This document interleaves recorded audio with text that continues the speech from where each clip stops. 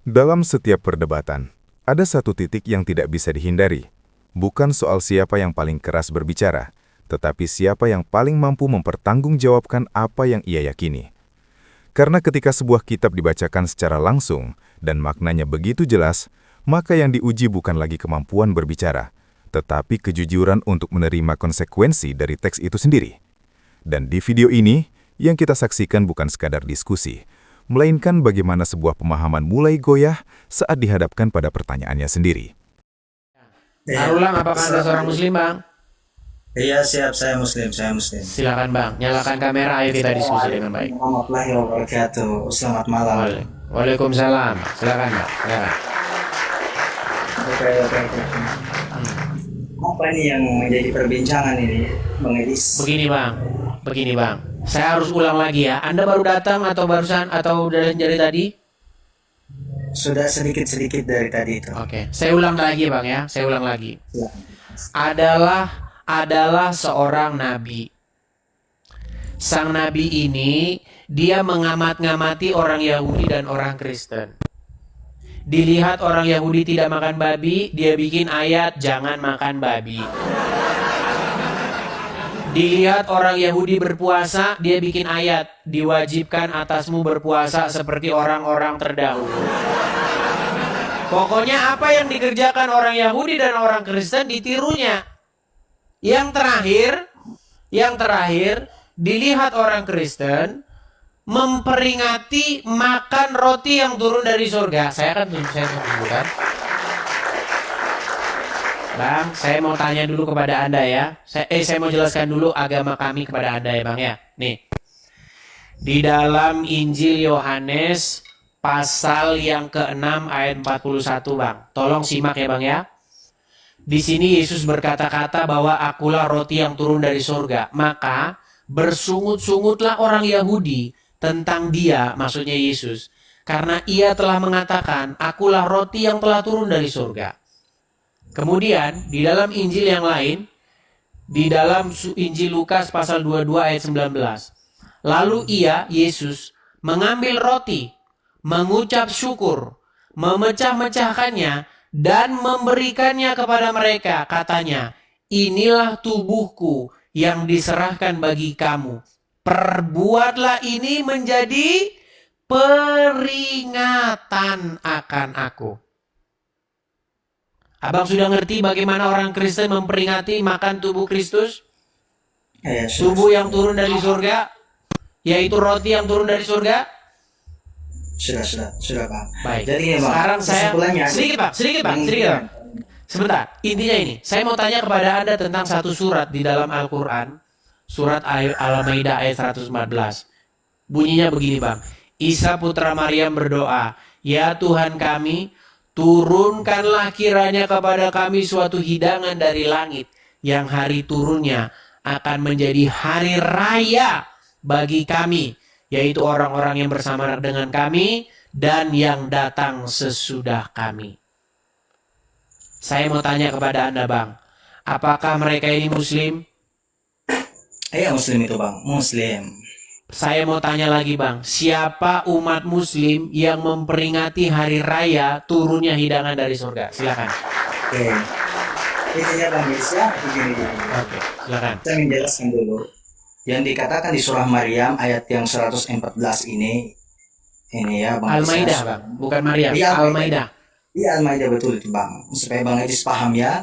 Isa putra Maryam berdoa, "Ya Tuhan kami, turunkanlah kepada kami hidangan dari langit yang hari turunnya akan menjadi hari raya bagi kami, yaitu orang-orang yang sekarang bersama kami ataupun yang datang setelah kami, dan menjadi tanda bagi kekuasaan Engkau. Berilah kami rezeki dan Engkaulah sebaik-baik pemberi rezeki." Yang sini loh, Bang Edis, yang di penjelasan di surah Al-Maidah ayat 114 ini, sebagaimana Nabi Isa alaihi salam menerangkan, datanglah hidangan, ya. Saya balik kamera dulu ya, Bang Adisha, izin.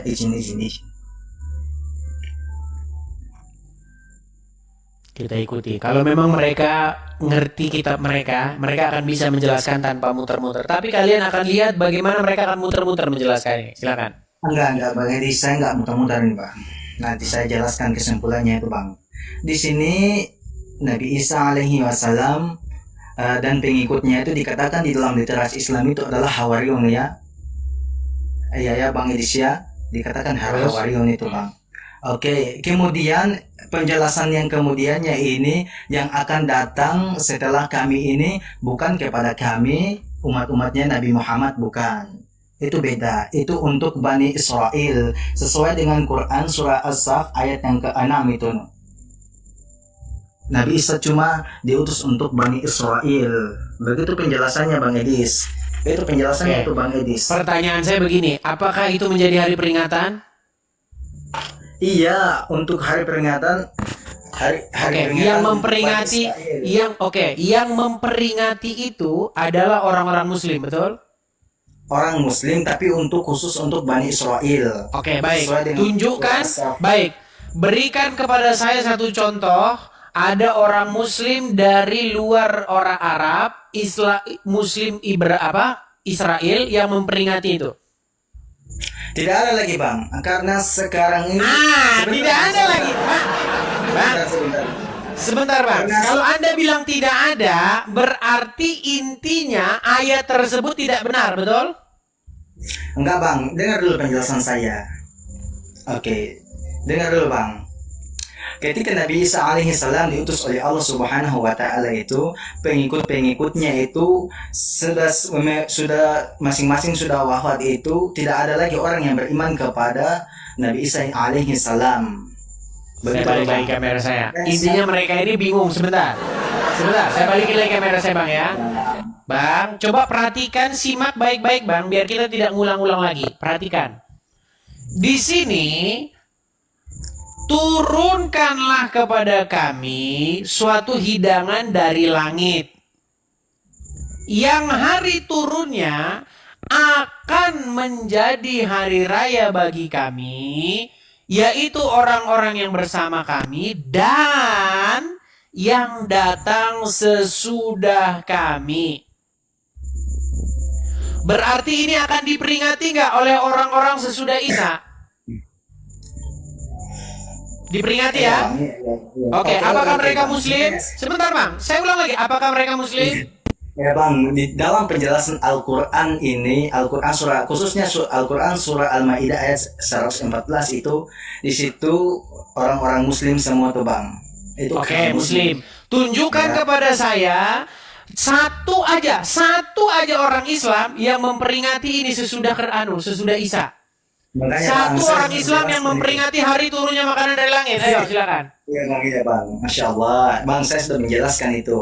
Untuk sekarang ini khusus di Israel tidak ada yang beriman kepada Nabi Isa. Berarti ayat ini bohong. Berarti ayat ini bohong, Bang.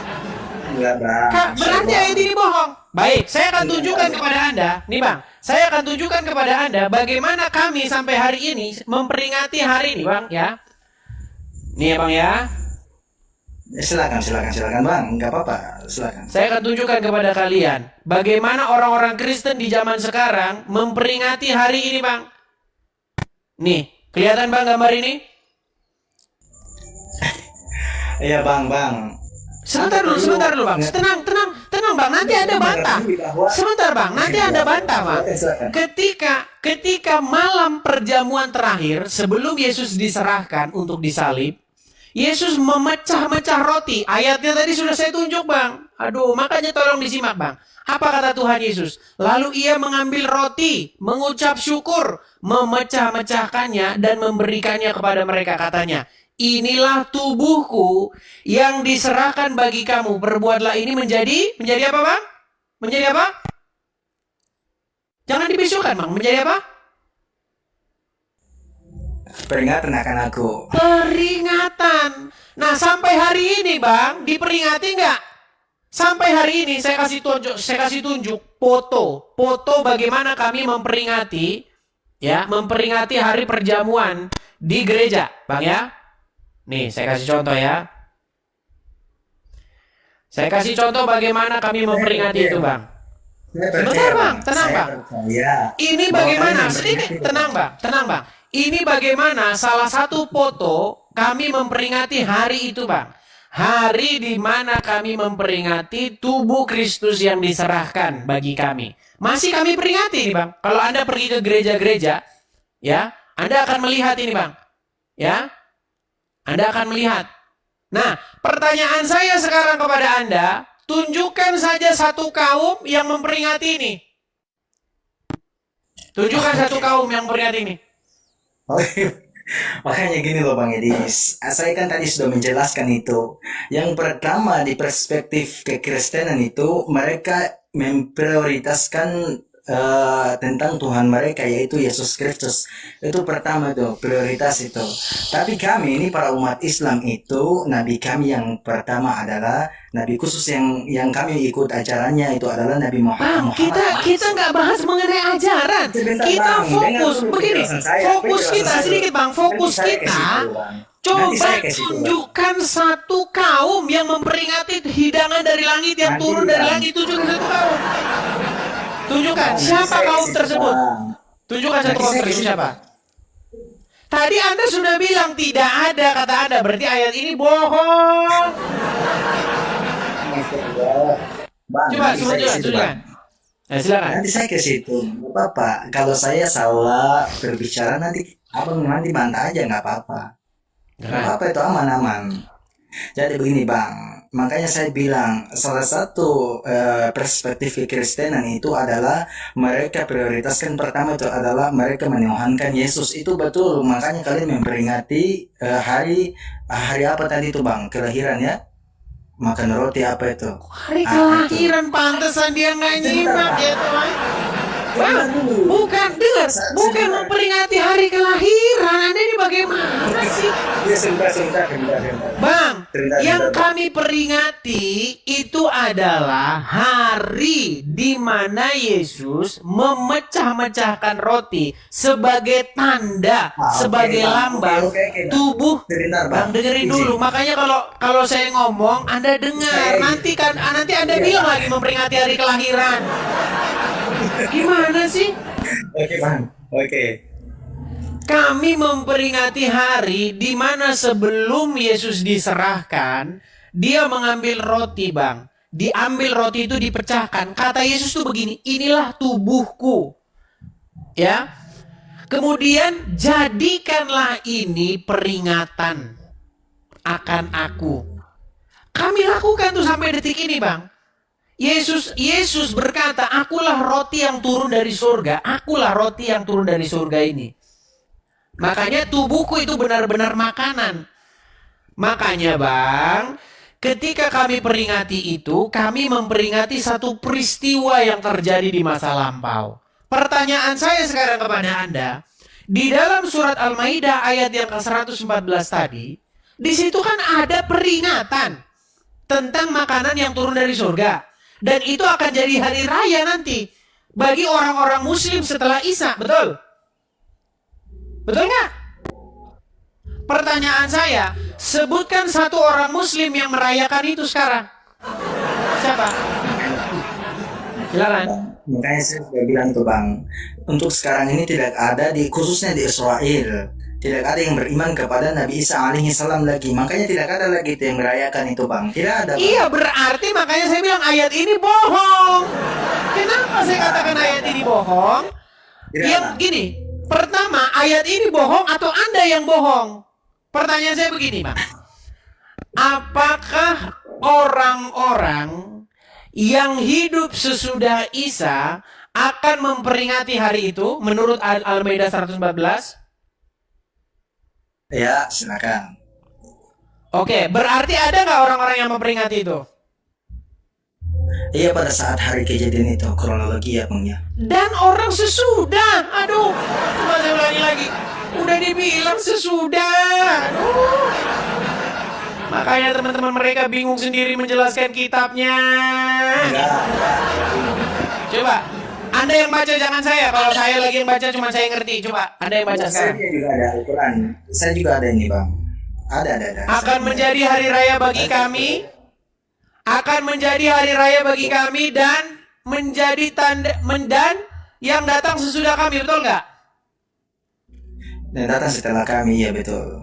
Berarti setelah Nabi Isa menjadi hari raya juga nggak bagi orang-orang setelah Nabi Isa? Iya, iya bang, makanya saya bilang itu. Setelah Nabi Isa betul ada lagi bang, tapi sudah tidak Oke. ada lagi sekarang ini tidak ada yang beriman Ini kepada Nabi ada, Isa. kok Anda bilang nggak ada? Ada tapi nggak ada, gimana sih bang? Ada tapi nggak ada, gimana? Coba Anda baca dulu lah, Anda yang baca dulu, jangan saya. Coba Anda yang baca, coba. Enggak, saya punya ada, saya punya ada, saya punya. Iya, coba Anda yang baca, coba ya, silakan. Anda yang baca punya Anda. Nanti saya ini kan, coba baca punya Anda yang di depan situ, coba. Saya ini tunjukkan datanya. Bukan, Anda baca saja. Anda baca saja, nggak usah dibalik kamera, coba.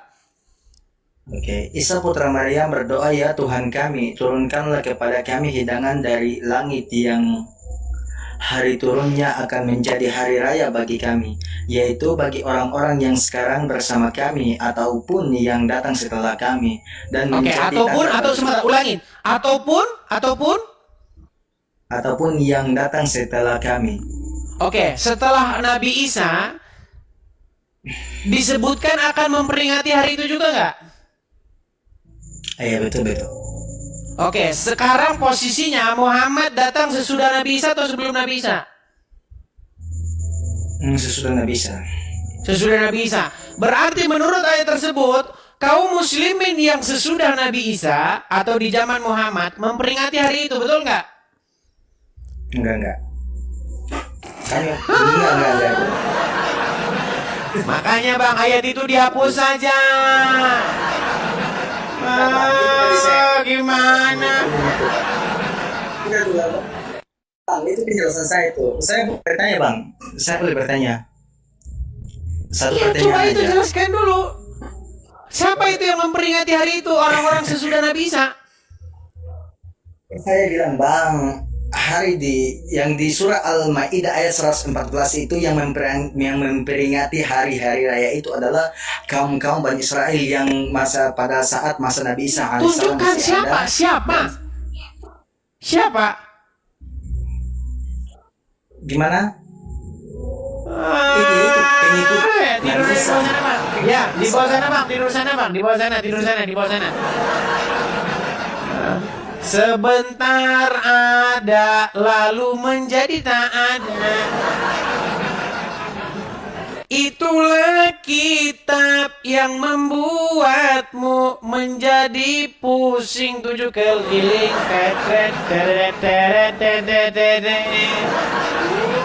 Ya gimana? Akhirnya kamu pusing sendiri kan? Mumet sendiri.